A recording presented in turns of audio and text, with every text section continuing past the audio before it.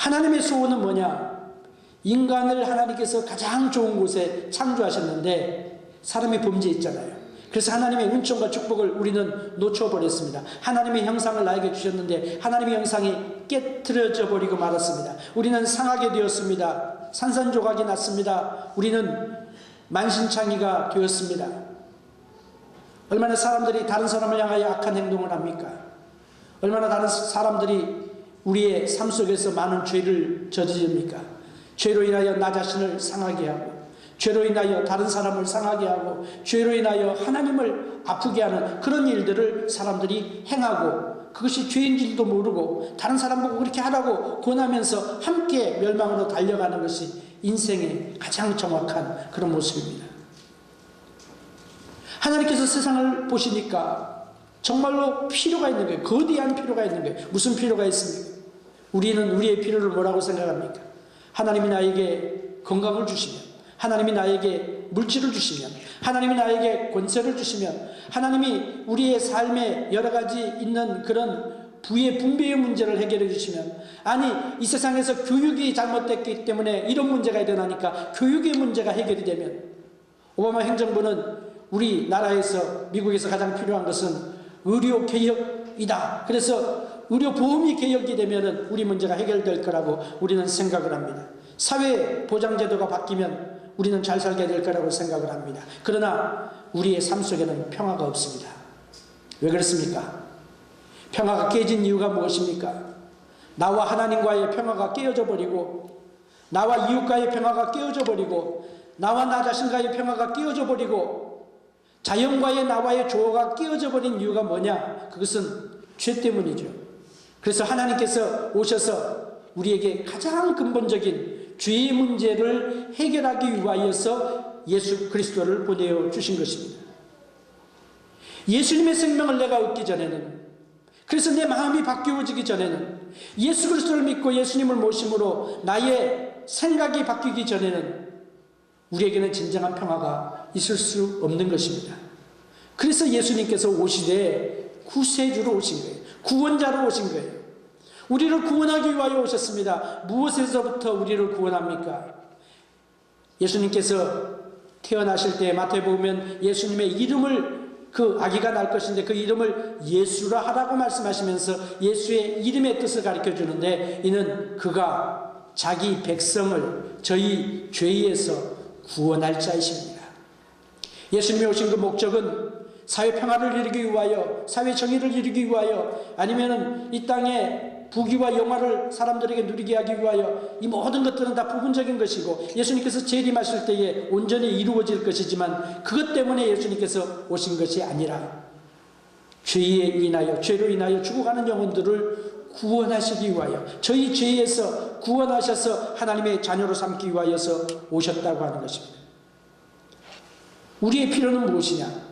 죄로부터 용서함 받는 것입니다. 우리의 필요는 무엇입니까? 죄의 결과로 우리는 지옥에 갈 수밖에 없는데, 지옥불로 빠져들어가는, 지옥불에 죽을 수밖에 없는 그런 인생들을 그 멸망으로부터 구원해 주시는 것이 우리 인생에 있어서 가장 중요한 하나님의 은총이고 축복인 것입니다. 영생을 주시는 것입니다. 예수님께서 오신 목적이 무엇이냐? 영생을 주시기 위하여 우리에게 오셨습니다. 풍성한 삶을 주시기 위하여 오셨습니다. 그런데 이 세상에 오신 예수님, 이 놀라운 하나님의 가장 위대한 선물이 누구에게 임하게 됩니까? 누구에게 온 것입니까?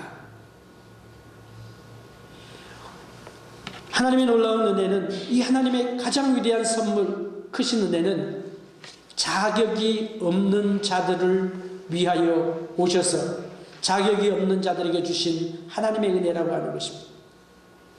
예수님의 탄생의 메시지가 얼마나 참 감격적이었을까요? 누구에게 그 첫 번째 메시지가 전달되었습니까? 잘 아는 것과 마찬가지로 들에서 양을 치던 목자들에게 임하게 되었습니다. 이 목자가 누구냐? 참 목자는 너무 생활이 목가적이고 낭만적일 것이다.